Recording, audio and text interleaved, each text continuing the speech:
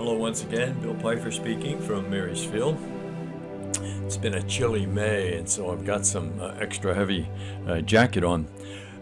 We didn't do a podcast yesterday, and so a belated happy Mother's Day to all of you who are mothers or grandmothers. It's a wonderful thing that you've done for your children or your grandchildren. Remember the words of Charles Wall of USC, University of Southern California, psychologist. We now know everything we have to know about raising happy, whole, and well-integrated children. And if we did that for one generation, we could change the world. Why not be a part of that type of absolutely spectacular vocation? Being a mother is a wonderful call. It's a wonderful vocation, and we've lost that somewhere in the course of the last many years. So feel good about yourself. Feel really proud that you're doing something that really can change the world, and certainly change the child that is in your charge. I remember about 2 years ago at a daycare center. It was during the winter time. It was about 5:30, 6 o'clock, and it was dark. And I saw a young mother coming out with could have been 6, 7, 8-week-old baby wrapped in a blanket, and thinking to myself, that baby has spent more time at work than the mother has. The baby's been there since 7 in the morning till 5:45 at night, and losing out on all of the love and affection. Tell me, please, someone tell me that child isn't going to feel a sense of rejection, a sense of abandonment later on in life, and it's just going to happen. There's no way of avoiding that. When you hear all of the love that kids need in order to be able to grow, to be whole and happy, how can you excuse that in this situation? It becomes a really difficult thing, and I absolutely know that some mothers have to work, and I really do know that.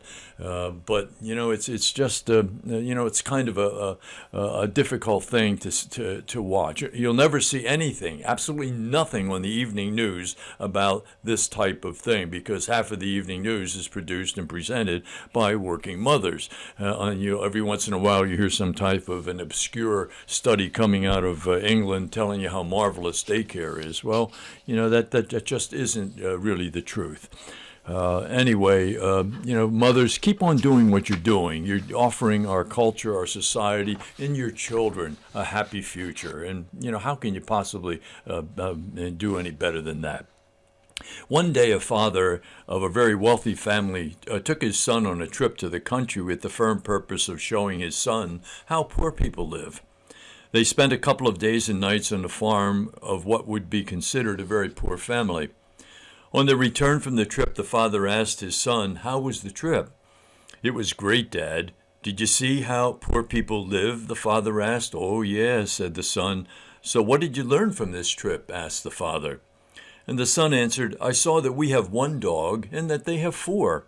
We have a pool that reaches to the middle of our garden, and they have a creek that has no end. We have imported lanterns in our garden, and they have the stars at night. Our patio reaches to the front yard, and they have a whole horizon. We have a small piece of land to live on, and they have fields that go beyond our sight. We have servants who serve us, but they serve each other. We buy our food, they grow theirs. We have walls around our property to protect us, they have friends to protect them." With this, the boy's father was speechless. Then his son added, "Thanks, Dad, for showing me how poor we are." Too many times we forget that, we concentrate on our possessions and on the things we have or don't have. But what is one person's worthless object is another person's prized possession. It's all based on one's perspective, one's spiritual vision, which is nourished by prayer and by spiritual reading. So continue to lift up your hearts in prayer. That's the key to everything these days. There's a revolution going on, and it can be a revolution of prayer. The time that you spend in silence, it can't be estimated in terms of the power it has for yourself and the culture in which we live.